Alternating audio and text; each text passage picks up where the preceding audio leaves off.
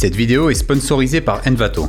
Imaginez pouvoir modifier le visage d'une personne en vidéo et y insérer différents effets par-dessus, comme le visage d'un acteur, une fausse barbe ou encore un faux maquillage. J'ai peut-être la solution pour vous et c'est ce qu'on va voir dans cette vidéo où je vous présente FaceTools, un superbe outil de modification de visage pour After Effects.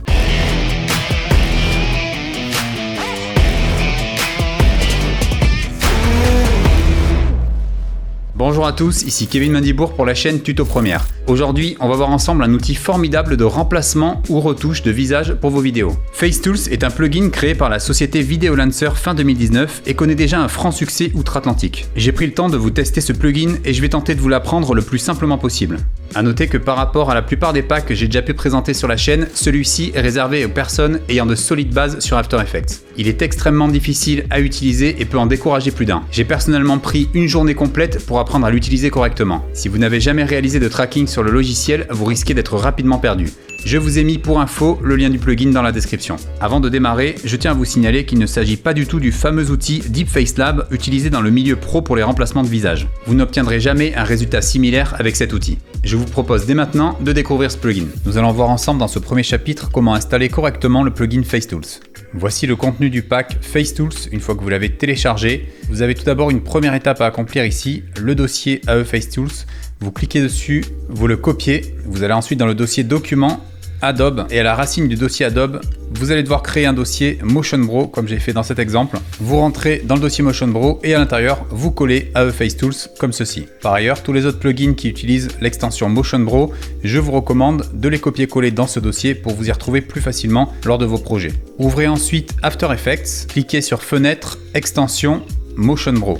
Si le plugin ne se lance pas correctement, rendez-vous dans Préférences, Module de script et expression et cochez la case « Autoriser les scripts à écrire des fichiers et à accéder au réseau ». Une fois Motion Bro ouvert, je vous recommande de déplacer sa fenêtre et de la glisser à droite d'After Effects.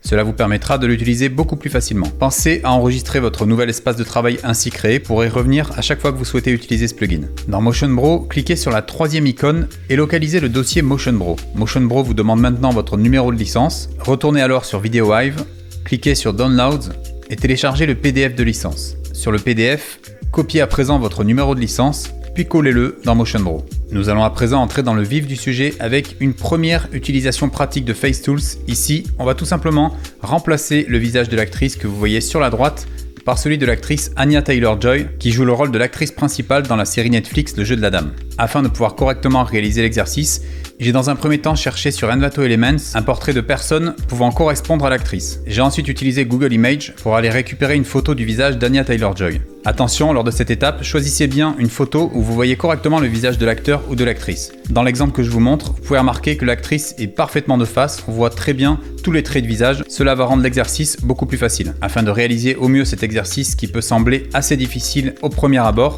je vous recommande de suivre minutieusement toutes les étapes que je montre lors de cette réalisation. En effet, si vous omettez ne serait-ce qu'une seule étape, vous risquez de ne pas arriver au résultat final. La première étape consiste à créer un masque circulaire autour du visage de l'actrice à remplacer. Pour faire ça, vous cliquez sur le calque d'After Effects, vous allez sélectionner ici en laissant appuyer la souris l'outil ellipse et vous tracez une ellipse entourant le visage du personnage. Depuis la timeline, ici, au niveau de masque, vous remplacez addition par aucun. Vous allez à présent, au niveau de masque 1, faire un clic droit et sélectionner masque de suivi. Rendez-vous à présent dans le panneau suivi et au niveau de la méthode, vous sélectionnez la toute dernière, suivi du visage très détaillé. Vous pouvez à présent lancer le tracking. Comme vous pouvez le remarquer, After Effects va suivre image par image les traits du visage du personnage. Une fois le tracking terminé, vous pouvez ici naviguer avec la tête de lecture pour vérifier que le masque n'a pas bougé. Et comme on peut voir ici, le masque a été correctement réalisé, nous n'avons aucune saute. Au niveau de votre timeline, placez-vous à présent sur un endroit référence, c'est-à-dire un endroit où vous voyez parfaitement le visage de face de la personne. Je vais me placer ici pour l'exemple. Cela va permettre à After Effects d'avoir une référence précise d'arrêt sur image pour pouvoir effectuer le remplacement de visage. Retournez à présent dans le panneau suivi et cliquez sur définir la pose d'arrêt. Cliquez ensuite sur extraire et copier mesure du visage. Si vous regardez dans le panneau d'options d'effets, vous avez à présent les mesures du visage qui sont ajoutées au rush vidéo. Rendez-vous à présent dans le panneau Motion Bro et comme vous pouvez le constater, quand vous cliquez sur ce dossier, vous avez deux choix. Ici, il s'agit du Starter Pack, l'outil qui vous permettra d'ajouter différents éléments sur le visage, mais vous avez ici AE FaceTools qui vous permettra d'effectuer le remplacement de visage. Cliquez sur AE FaceTools. À cet endroit-là, allez dans Face Replacement Beta et au niveau de Replacement Comp, cliquez sur Apply. Comme vous pouvez le voir, une nouvelle composition s'est ajoutée à notre composition actuelle et nous permettra de remplacer le visage. Ouvrez à présent Replacement Comp et allez dans Replacement Comp Holder. Depuis votre panneau projet, faites glisser la photo de l'actrice à insérer et glissez-la juste au-dessus de Comp Size. À présent, repositionnez-la à l'aide du zoom et de la trajectoire pour la faire correspondre au mieux au masque bleu. Pour que l'effet fonctionne au mieux, vous devez absolument avoir le visage dans son intégralité présent dans le masque bleu. Comme vous pouvez voir ici, il y a des petits trous, ça risque de moins marcher. Donc je vais venir zoomer ici de cette manière. Si vous n'êtes pas placé au niveau des yeux, ce n'est pas grave. Retournez à présent dans la composition sous-jacente, Replacement Comp, et comme vous pouvez voir à présent, vous avez la photo qui est comme scotchée sur le visage de l'actrice du stock shot. Sélectionnez à présent Replacement Comp Holder, retournez prendre l'outil de masque circulaire et vous allez cette fois-ci retracer un masque circulaire sur la photo de l'actrice. Faites bien attention d'intégrer correctement tout le visage de l'actrice. Sur votre timeline, au niveau de masque, faites comme tout à l'heure, vous passez de addition à aucun. Vous allez faire un clic droit sur masque 1 et sélectionner là encore suivi de masque. Au niveau du panneau suivi, vérifiez que vous êtes toujours sur le même mode de suivi, c'est-à-dire suivi du visage très détaillé, et vous allez cliquer une fois sur cet outil. Si tout a bien fonctionné, vous devriez vous retrouver avec quelque chose comme ceci, représentant différents points sur le visage de la photo de l'actrice. À présent, sélectionnez Replacement Comp Holder, sélectionnez ensuite l'outil Puppet Tools en laissant appuyer et en prenant bien soin de choisir outil coin de marionnette avancé. Au niveau des réglages, vous pouvez afficher le filet si besoin, régler ensuite l'expansion à 0 et la densité à 10. Vous allez maintenant venir placer différents points dans l'ordre indiqué de la photographie.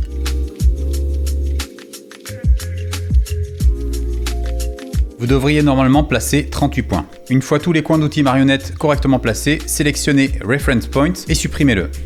Sélectionnez à présent Replacement Comp Holder et depuis le panneau Motion Bro, au niveau de Face Replacement, cliquez sur Rig au niveau de Tools. Toujours au niveau de Replacement Comp Holder, au niveau du cache, sélectionnez ici le mode Alpha Face Mask. Comme vous pouvez le voir, c'est totalement bluffant. Vous avez à présent la photo d'Anya Taylor qui a remplacé le visage de l'actrice du stock shot. Si besoin, n'hésitez pas à déplacer le visage de l'actrice pour l'ajuster au mieux à votre composition. Comme vous pouvez le constater, le résultat est complètement bluffant.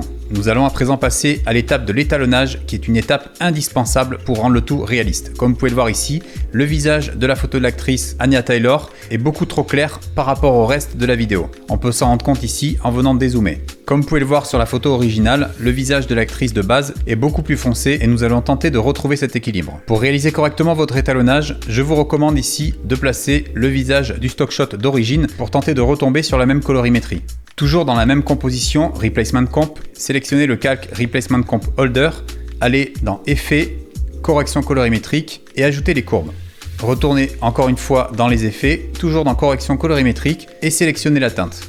Nous allons tout d'abord travailler avec la teinte. Pour faire ça, au niveau du facteur, placez-le tout d'abord sur 0, puis augmentez-le petit à petit jusqu'à trouver un bon compromis. Au niveau des courbes, je vous recommande de tout d'abord vous servir du centre pour réduire la luminosité de la photo, pour tenter de retrouver ce qu'on a ici à gauche. Vous pouvez ici jouer avec les tons foncés, puis les tons clairs juste ici. Pour gérer la colorimétrie, remplacez RGB par rouge ici et vous pouvez augmenter ou baisser le niveau de rouge dans la photo. Moi je vous recommande de l'augmenter ici. Comme on peut voir à gauche, le visage de l'actrice est assez rouge, donc on va tenter de reproduire le même. Vous pouvez également aller ici dans les bleus et baisser un petit peu les bleus pour jaunir un peu plus le visage de l'actrice Anya Taylor. Jouez là aussi avec les tons clairs et les tons foncés au niveau du bleu et du rouge, de manière à obtenir la teinte se rapprochant le plus de la teinte de l'actrice d'origine. Comme vous pouvez le constater, le résultat est encore plus saisissant avec cet étalonnage. Nous allons à présent passer à la création des ombres. Comme vous pouvez le remarquer ici, vous avez de la lumière qui éclaire tout le visage. Sur le côté ici, on peut voir qu'il y a des cheveux avec différentes ombres, ce qui renforce la présence de la lumière. Nous allons tenter de recréer ces effets d'ombre à partir du visage de l'actrice. Pour faire ça, double-cliquez sur le calque Replacement Comp Holder, masquez le calque Reference Points, activez le calque Still Mask, qu'il ne faudra pas oublier de désactiver par la suite, et vous allez à présent retourner sur la composition sous-jacente Replacement Comp. Vous allez venir cliquer sur le petit cadenas ici à gauche pour pouvoir visualiser les deux compositions en même temps. Double-cliquez ici sur Replacement Comp Holder et déplacez la fenêtre Replacement Comp sur votre gauche. Vous voyez à présent la composition finale ici et le Replacement Comp Holder sur la droite. Cela va nous être utile pour la suite de l'exercice. Depuis la composition Replacement Comp Holder, cliquez à présent sur le calque de la photo de l'acteur de remplacement. allez dans Calque, Nouveau et ajoutez un calque d'effet. Sélectionnez maintenant l'outil plume et essayez de tracer un masque épousant les contours des cheveux du Rush original.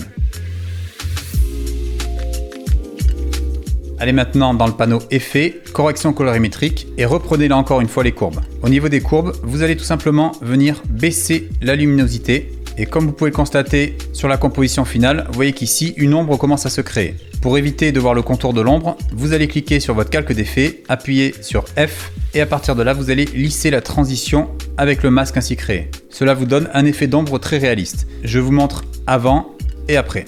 Comme vous pouvez le voir, vous avez l'effet d'ombre qui peut correspondre aux cheveux et qui renforce le réalisme de votre effet. Vous avez terminé le travail des ombres, vous pouvez ici venir masquer le calque Slit Mask. L'effet est à présent terminé.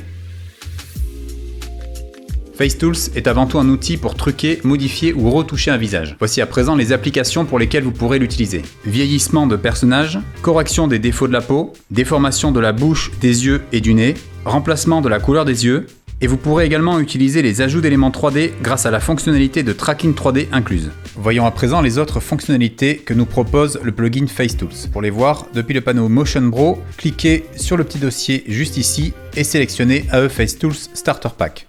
Vous avez ici accès à plus de 500 presets pour vos vidéos, c'est tout simplement énorme et vous pouvez faire des tas de choses. Je vais parcourir avec vous ici rapidement la bibliothèque et on va voir ensuite un cas d'utilisation. Au niveau de distorsion, vous avez des déformations de visage comme vous pouvez voir ici. Vous avez des effets make-up si vous voulez ajouter des éléments sur le visage d'un personnage. Il y a pas mal d'outils de masque ici, vous voyez, comme un effet tigre ou léopard. Vous avez même ici des maquillages de clown que vous pouvez appliquer à vos personnages. Vous avez des superbes habillages emoji disponibles dans cette galerie. Des effets 3D pour vos films de science-fiction.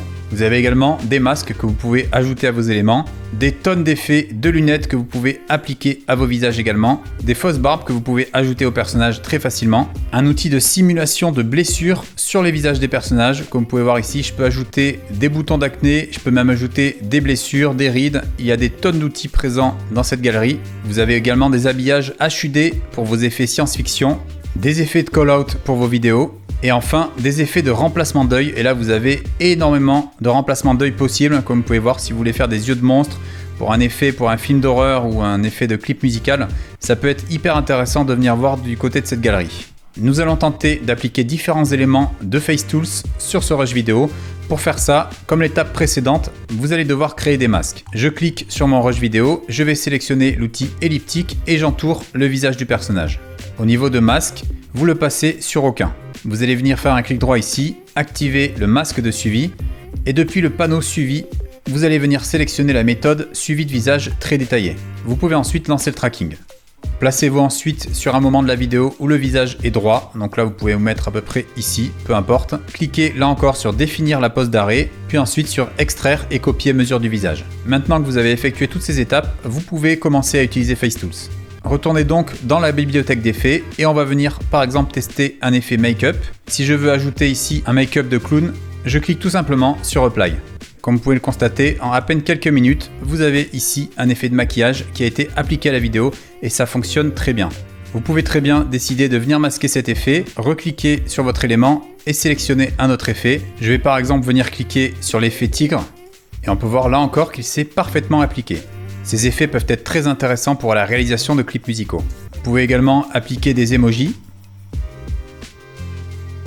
Je peux venir ici ajouter très facilement des lunettes. Si vous avez envie, vous pouvez également ajouter une barbe. Si vous souhaitez ajouter des rides, vous pouvez le faire depuis le panneau Skin Defects. Vous pouvez également ajouter des grosses cicatrices sur le visage de vos personnages. Vous avez également des effets de scan science-fiction. Si vous le désirez, vous pouvez également ajouter un effet d'œil science-fiction. Comme vous pouvez le constater, l'ajout d'effets spéciaux sur le visage des personnages est ultra simplifié grâce à ce plugin.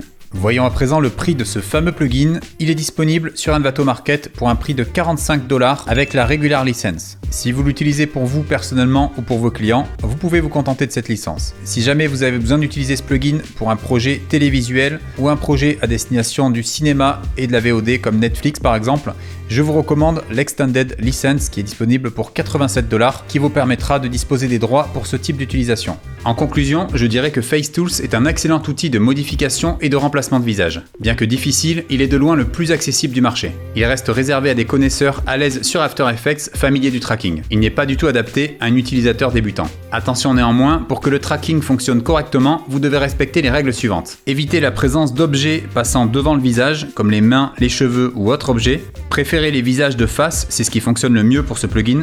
Évitez les plans flous. Et enfin, choisissez des plans bien éclairés. Cette vidéo est à présent terminée. Si elle vous a plu, n'hésitez pas à laisser un petit pouce bleu. Vous pouvez également vous abonner à la chaîne et n'oubliez pas d'activer la cloche. Je vous dis à la semaine prochaine pour une nouvelle vidéo. D'ici là, n'oubliez pas, restez créatifs.